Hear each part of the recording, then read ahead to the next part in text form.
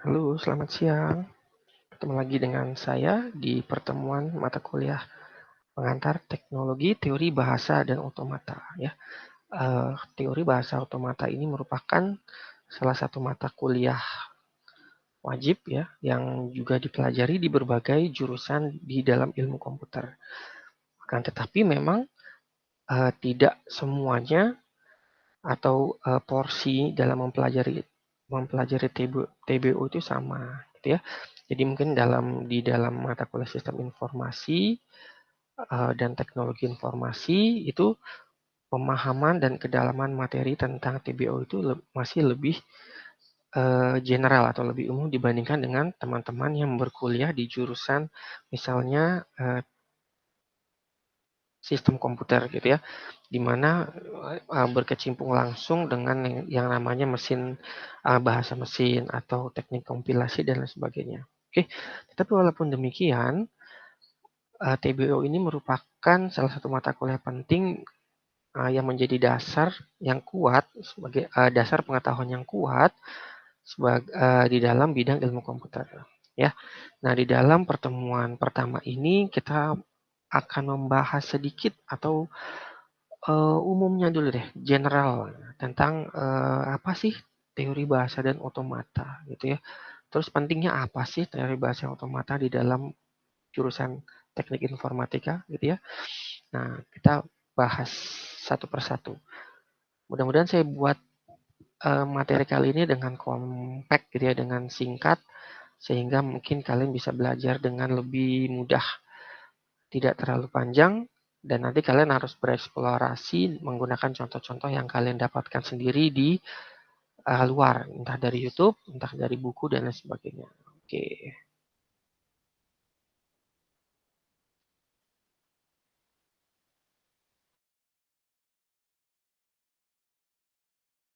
Ya, nah ini adalah pengantar teori bahasa dan otomata. Tadi saya sudah sampaikan bahwa teori bahasa otomata ini eh, dalam tanda kutip nyempil gitu ya di kurikulum sistem informasi ataupun di teknik informatika.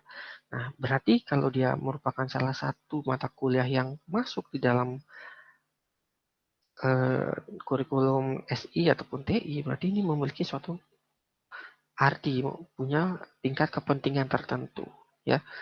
Nah, tentunya apa yang akan kita dapatkan dari mempelajari teori bahasa otomata ini? Nah, itu kita bahas, ya. Ngapain sih kita belajar tentang teori bahasa di bidang ilmu komputer? Nah, itu salah satu pertanyaan ya. Apakah bahasanya itu bahasa Inggris, bahasa Indonesia, bahasa yang lain sebagainya seperti itu ya. Karena tentunya bagi teman-teman yang baru mengambil mata kuliah ini dan baru membaca, mungkin akan bertanya-tanya, kenapa kita mempelajari tentang teori bahasa? Padahal jurusannya di informatika gitu misalnya, ya. Nah itu. Terus buat apa kita pelajari ini? Nah, dulu biasanya kalau kita belajar tapi kita tidak mengerti apa yang kita pelajari, kita jadi ogah-ogahan. Nah, kita cari tahu dulu kenapa teori bahasa dan otomata ini penting gitu dan di mana pentingnya. Nah, gitu ya. Oke, nah ini latar belakangnya nih. Nah, di video kali ini kita akan membahas fokus di 3 poin ini. Ada apa dengan TBO? Ya, kemudian kenapa kita harus belajar TBO gitu ya di dalam ilmu komputer ini?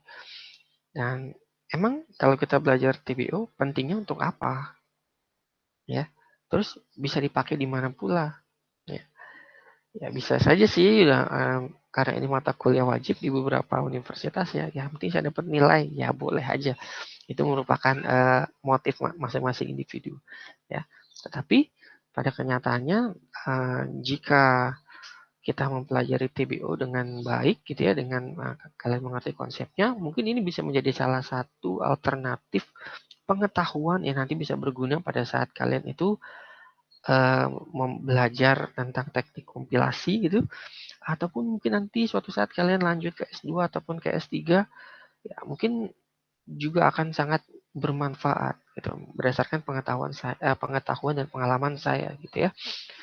Tuh. Nah, Saya nggak akan menggunakan slide ini, ya, menggunakan slide presentasi tapi saya akan menggunakan CMap ya. Nah, jadi kita akan buat lebih visual supaya bisa terlihat lebih nyaman. Oke. Dan semoga kalian juga lebih mengerti karena dia bersifat visual. Ya. Baik, sebentar. Nah, gini. Nah, kenapa kita harus belajar TBU? Ada apa dengan TBU? Ya.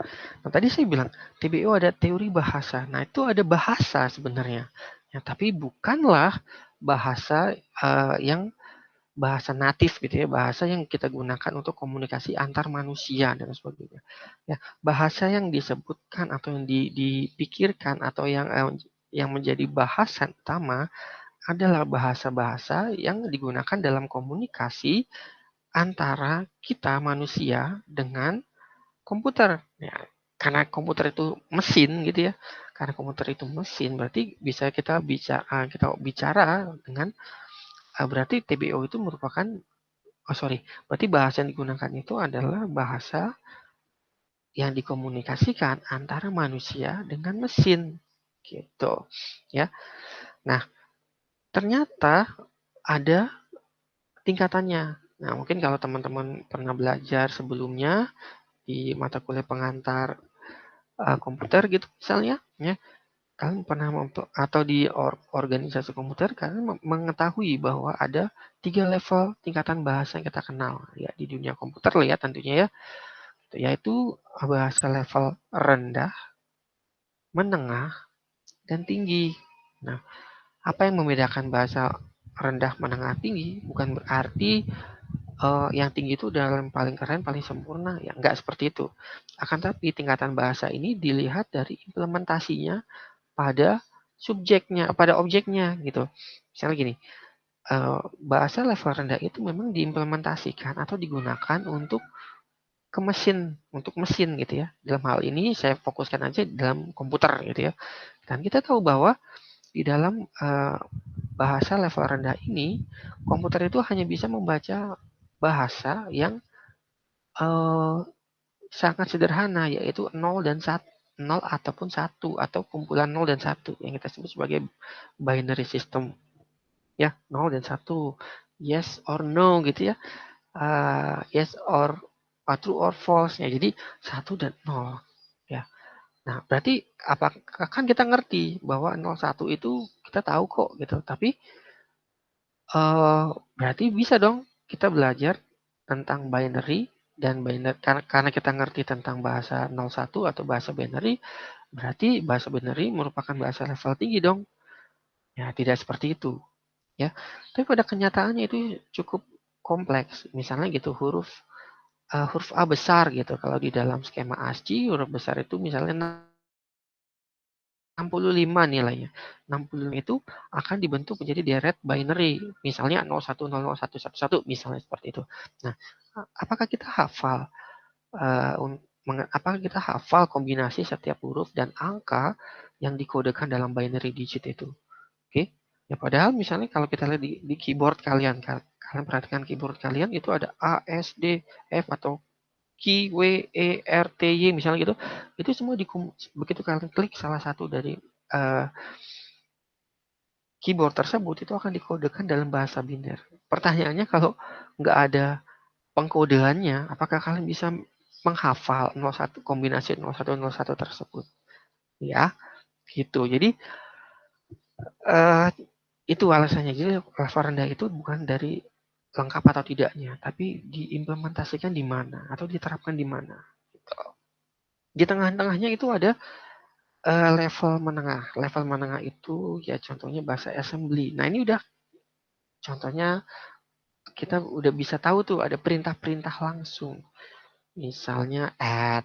Ya kalau kalau kalian belajar tabel, biasanya ada add, atau write gitu ya, atau bisa read gitu ya. Jadi itu bahasa-bahasa yang perintah-perintah sederhana, tetapi yang kemudian perintah tersebut diikuti dengan isi datanya, di mana isi datanya itu berbentuk biner gitu. Contohnya gini, misalnya kalian ketik A di keyboard kalian, berarti sebenarnya kalian sedang melakukan perintah add ya. A besar gitu ya. A besar itu misalnya 65 kode ASCII-nya. Berarti kode ASCII yang berjumlah 65 itu akan di translate menjadi kumpulan 0101 sehingga bisa dikenali oleh mesin yang menggunakan bahasa level rendah.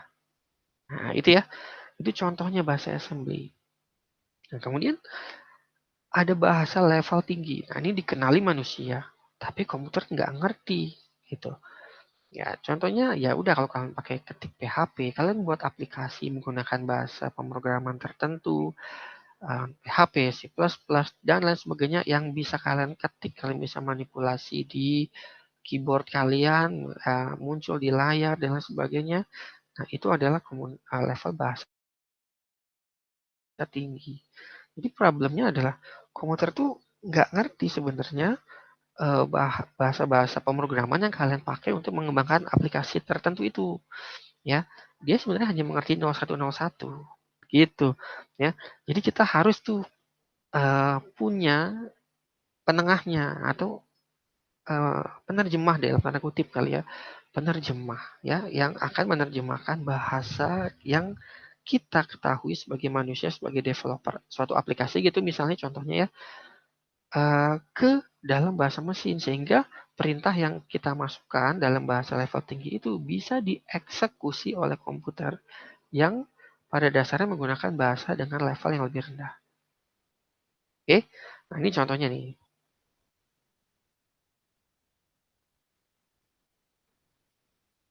Ya, nah itu jadi apa aja yang terjadi di TPU itu seperti itu. Jadi ada ada 3 level bahasa di mana level bahasa itu masing-masing tidak mengerti satu sama lain gitu ya.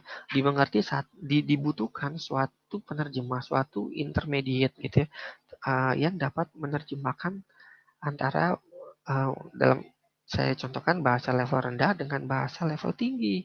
Yang bahasa level rendah digunakan oleh manusia, oleh mesin, dan bahasa level tinggi digunakan oleh manusia. Nah, gitu. Jadi kita bahasa yang dimaksud itu adalah seperti itu. Gitu. Nah, ini eh, waktu saya kuliah S1 dulu ini biasanya sangat abstrak ya. Sangat abstrak tuh artinya gini. Tidak berisi perintah-perintah dalam bahasa pemrograman. Nah, kalau kalian belajar algoritma dan pemrograman, kalian pakai C++ gitu misalnya, kan kalian itu tuh belajar tentang sintaks C++. Ya. Nah, kalau di teori bahasa otomata, kita belajar sesuatu yang lebih abstrak. Jadi menggunakan bahasa formal yang bahasa matematik ya. Bahasa matematik yang nanti dibantu divisualkan dengan gambar-gambar atau simbol-simbol tertentu. Dan itu akan abstrak sekali gitu. Kadang kita akan bingung menggunakan gunanya untuk apa dan sebagainya. Nah, sehingga disitulah pentingnya ya mata kuliah teori bahasa otomata ini gitu.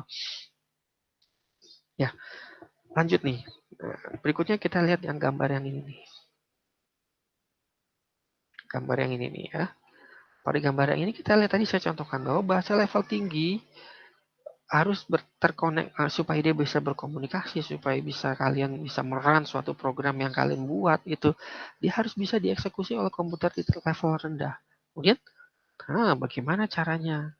Bagaimana si komputer dapat mengenali bahasa level yang lebih tinggi ini? Oke, ya. Kemudian demikian juga sebaliknya, bagaimana si komputer kalau dia sudah bisa uh, mengeksekusi suatu perintah gitu ya yang dari bahasa level tinggi, bagaimana dia memberikan feedback kepada si manusia ini, si kita sebagai developernya, gimana caranya? Nah, sehingga dia bisa kayak semacam komunikasi gitu. Jadi contohnya gini, kalau kalian menuliskan sintaks yang salah pada suatu bahasa pemrograman, si komputer itu bisa memberikan suatu peringatan atau suatu kayak message gitu ya. Oh, sintaksnya salah, seharusnya seperti ini. Nah, gimana hal itu bisa terjadi? Nah, itulah yang kita sebut tadi sebagai kita membutuhkan suatu penengah. Ya, kita membutuhkan suatu penengah, penerjemah dalam tanda kutip ya, di mana penerjemah ini bisa menerjemahkan antara bahasa manusia dengan bahasa mesin dan mesin dengan manusia dibalik gitu ya. Nah, ya kalau dalam bahasa manusia kita bisa juga bilang seperti ini, komunikasi antara orang Indonesia sama orang Jerman gitu misalnya ya. Nah, si orang Indonesia bilang selamat pagi gitu. Orang Jerman nggak ngerti selamat pagi itu apa artinya. Dibutuhkan suatu penerjemah di tengahnya yang bisa menerjemahkan selamat pagi itu apa dalam bahasa Jerman. Nah, nanti yang orang Jerman ini bilang selamat pagi juga gitu. Nah, penerjemah ini juga harus bisa menerjemahkan balik ke bahasa bahasa orang Indonesia gitu. Nah, prinsip yang sama mirip lah kayak gitu ya dalam antara bahasa level tinggi yang kita gunakan dari sisi manusia dengan bahasa level rendah di sisi komputer. Nah, kita membutuhkan suatu penerjemah.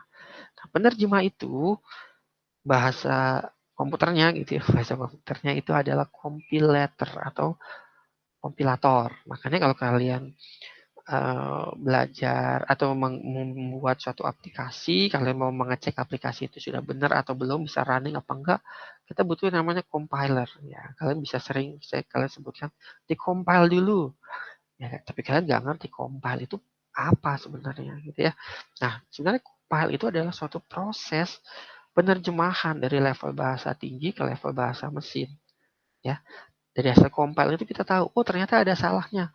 Ada salahnya dia tadi itu ada message-nya tertentu. Oh, sintaksnya salah, harusnya begini. Berarti ada mekanisme feedback-nya, ada mekanisme baliknya, ada mekanisme feedback loop gitu ya, ada umpan baliknya ke bahasa level tinggi dari bahasa level rendah bahwa kalau ada terjadi kesalahan harus perbaiki di sedemikian gitu ya. Nah, itulah yang kita sebut sebagai komunikasi. Nah, komunikasi antara manusia dengan komputer melalui suatu penengah yang kita sebut sebagai compiler tadi, melalui proses namanya kompilasi. Gitu. Ini saya kasih ada kompilasi di tengah. Ya, itu sebenarnya proses untuk menerjemahkan tadi sudah saya sebutkan level tinggi ke bahasa level tinggi ke rendah dan sebaliknya. Itu ya. Nah, sehingga uh, kalau kalian sudah memahami gambaran singkat seperti itu, nah kita akan lihat nih bahwa ternyata TBO atau teori bahasa dan nah kita belum ngomongin otomata, nanti kita akan bahas tentang otomatanya itu apa. Ini masih dalam teori bahasa dan di mana bahasa itu digunakan di mana pentingnya bahasa itu digunakan dalam komunikasi antara manusia dengan komputer gitu ya. Jadi dalam TBO itu sebenarnya diimplementasikan pada teknik kompilasi nih ya. Nah, sebenarnya kenapa di awal tadi saya sebutkan bahwa SITI sebenarnya nggak terlalu mempelajari mendalam tentang teknik kompilasi ya. Mungkin kalau nanti kalian belajar tentang sistem komputer, belajar tuh tentang namanya teknik kompilasi melalui bahasa mesin atau bahasa assembly gitu ya. Nah, tapi kita nggak belajar mendalam seperti itu. Tapi ini menjadi pengetahuan dasar, pengetahuan yang akan memperkuat pengetahuan kita gitu ya. Pengetahuan dasar yang akan memperkuat pengetahuan kita tentang apa yang terjadi dalam komunikasi antara manusia dan komputer. Gitu. Dan ini sangat menarik sekali gitu. Tadi kita lanjut lagi ya. Ini diimplementasikan di TPU ini diimplementasikan sebenarnya pada teknik kompilasi untuk menerjemahkan dan mengecek. Nah, tadi saya contoh dia menerjemahkan misalnya print line ya, misalnya gitu. Print line dia tulisannya print kurang T, LN gitu misalnya. Nah, berarti kan ada terjadi kesalahan. Sehingga si komputer harus bisa memberikan feedback dengan cara mengecek apakah bahasa yang digunakan atau perintah yang digunakan atau perintah yang diketikkan itu udah benar atau belum secara aturan menggunakan bahasa misalnya C++ gitu. Ya. Nah, itu belum. Makanya di sana ada proses penerjemahan dan mengecek dua bahasa yang berbeda, ya, sehingga terjadi komunikasi. Nah, sehingga terjadi komunikasi pada dua level bahasa yang berbeda. Ya, ini saya contohkan level tinggi dengan level rendah. Nah, itu adalah arti pentingnya TBO gitu. Ya. Nah, tentunya untuk menerjemahkan, mengecek sehingga terjadi komunikasi itu dibutuhkan lagi suatu pendekatan, dibutuhkan lagi sebuah cara ya. Nah, cara yang digunakan untuk sebagai penerjemah itu, ya kita sebut sebagai dia menggunakan bahasa lagi namanya bahasa formal atau rumusan matematika, ya. Tapi dalam kasus ini bahasa formal itu, bahasa rumusan matematika yang abstrak banget itu, gitu ya. Ini disebut sebagai automata. Oke, jadi disebut sebagai automata, gitu ya. Dengan menggunakan automata ini nanti terjadi terjadi di dalam proses kompilasi yang akan mengkomunikasikan antara bahasa level tinggi di sisi manusia dan level bahasa yang lebih rendah, level bahasa rendah di sisi komputer, gitu. Ya, jadi nanti kita nggak belajar tentang flowchart atau bahasa pemrograman tertentu, enggak. Kita nanti belajar tentang simbol-simbol matematika yang nanti digunakan untuk proses kompilasi tersebut. Oke, bingung ya? Ini sangat menarik sekali dan sebenarnya menurut saya ini adalah jantungnya dari ilmu komputer ya, salah satu jantung ilmu komputer. Dan karena komputer tidak bisa mengerjakan sesuatu, mengeksekusi sesuatu tanpa adanya suatu eksekusi. Nah, eksekusi itu bisa terjadi dari adanya proses komunikasi, ya. Dan untuk mempelajari itu ada di TBO. Nah, jadi penting sekali mempelajari TBO, gitu ya. Walaupun mungkin di level S1 pada jurusan sistem informasi ataupun teknik informatika tidak menjadi fokus yang utama, gitu. Ya. Nah, ini sebenarnya sejarahnya sangat panjang, tuh ya, sejarahnya sangat panjang. Mungkin kalau kalian pernah mendengar tentang adanya mesin Turing, kemudian sejarah tentang mesin Enigma, ya, atau kalian pernah nonton misalnya tentang ada suatu film itu Imitation Game kalau nggak salah judulnya, ya, yang belajar tentang mesin Enigma dan mesin Turing, ya, dalam dalam film tersebut. Nah, itu merupakan contoh atau aplikasi dari teori bahasa otomata itu, ya. Nah, jadi ini terakhir nih. Nah, coba deh kalian pelajari, nonton deh dulu filmnya misalnya. Saya nggak promosi ya, tapi nontonlah, coba nonton tentang film Imitation Game yang berbicara tentang sejarah antara Enigma, ya, mesin kriptografi yang diciptakan oleh Jerman waktu itu, bernama Enigma, di mana dia uh, tidak bisa di-decrypt, jadi tidak bisa dipecahkan kodenya, ya, oleh sekutu, dalam hal ini British atau Inggris, gitu ya, sehingga dia harus mencari cara bagaimana caranya bisa mengencrypt mesin Enigma sehingga bisa mengetahui komunikasi yang terjadi antara uh, apa uh, tentara atau perangkat perangnya, gitu ya, antara kapal A dengan kapal B, ya, antara kapal selam dengan kapal pengangkut dan lain sebagainya. Jadi ini untuk kepentingan perang sebenarnya. Dia harus membuat itu untuk mengetahui rahasia dari komunikasi Jerman, ya. Nah, itu diciptakan suatu mesin oleh namanya mesin Turing, ya. Ya, mesin Turing diciptakan oleh Alan Turing.